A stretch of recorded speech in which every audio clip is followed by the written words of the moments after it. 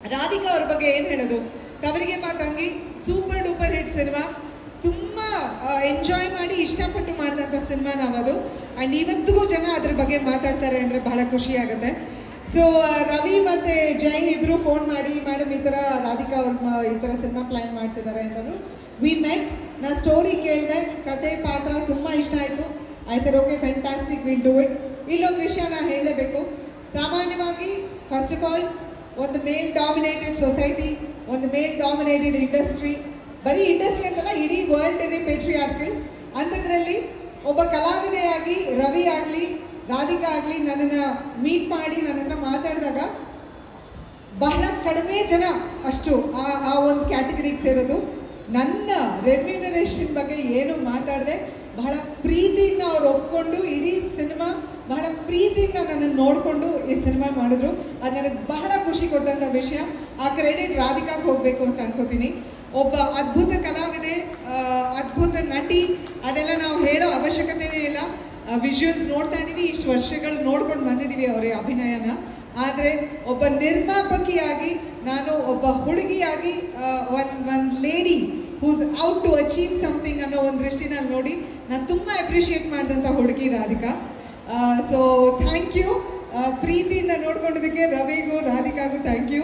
And ಜೈ, ನಾನು ಬೇಡ ಅಂದರೂ ನನಗೆ ಮೇಡಮ್ ಇದು ಮಾಡೋಣ, ಅದು ಮಾಡೋಣ, ಇದರಲ್ಲಿ ಡಬ್ಬಿಂಗ್ ಮಾಡೋಣ, ಅದೆಲ್ಲ ವಿಷಯ ನಾನು ರಿವೀಲ್ ಮಾಡೋಂಗಿಲ್ಲ ಅನಿಸುತ್ತೆ. ಜೈ ರಿವೀಲ್ ಮಾಡ್ತಾರೆ. ಬಹಳ ಟಾರ್ಚರ್ ಕೊಟ್ಟು, ಹೌದಾ, ತೆಲುಗು ತಮಿಳ್ನಲ್ಲೂ ಈ ಸಿನಿಮಾ ಮಾಡಿದ್ದೀವಿ. ಸೊ ನಾನು ತಮಿಳ್ ಡಬ್ಬಿಂಗ್ ಅದೆಲ್ಲ ಕೇಕ್ ವಾಕ್ ನಮ್ಮ ರಮೇಶ್ ಅರವಿಂದ್ ಅವ್ರಿಗೆ ಆರಾಮಾಗಿ ಮಾಡಿಬಿಟ್ರು. ನಾನು ಕನ್ನಡದಲ್ಲಿ ಮಾತ್ರ ಮಾಡಿದೆ ಡಬ್ಬಿಂಗು. ಆಮೇಲೆ ಜೈ ಮೇಡಮ್ ತೆಲುಗು ಮಾಡೋಣ, ಮೇಡಮ್ ತಮಿಳ್ ಮಾಡೋಣ, ಜೈ ಬರಲ್ಲಪ್ಪ ನನಗೆ ಡಬ್ಬಿಂಗ್ ಅದರಲ್ಲೆಲ್ಲ ಬೇಡಾನೆ ಫೋರ್ಸ್ ಮಾಡಿ ಕಡೆಗೆ ತೆಲುಗು ಡಬ್ಬಿಂಗ್ ನನ್ನ ಕೈಲಿ ಮಾಡಿಸಿದ್ದಾರೆ. ಹೆಂಗಿತ್ತು ಅದು ಡಬ್ ಮಾಡೋದು? ಕಷ್ಟಕರವಾಗಿತ್ತು. ಅದೇ ನಮ್ಮ ಅತ್ತೆ ಮನೇಲಿದ್ರು, ನಮ್ಮ ಅತ್ತೆ ಬಂದಿಲ್ಲ, ಸೊ ಅವ್ರ ಹೆಲ್ಪ್ ತಗೋಬೋದಿತ್ತು. ಬಟ್ ಗುರು ಅಂತ ನನ್ನ ರಘು ಅವರ ಕ್ಲಾಸ್ಮೇಟ್ ಆ್ಯಂಡ್ ಅವ್ರ ಮ್ಯಾನೇಜರ್ ಕೂಡ. ಸೊ ಗುರುನು ತೆಲುಗು ಪಕ್ಕದಲ್ಲಿ ಕೂರಿಸ್ಕೊಂಡು, ನಮ್ಮ ಇಂಜಿನಿಯರ್ ಕೂಡ ತೆಲುಗು.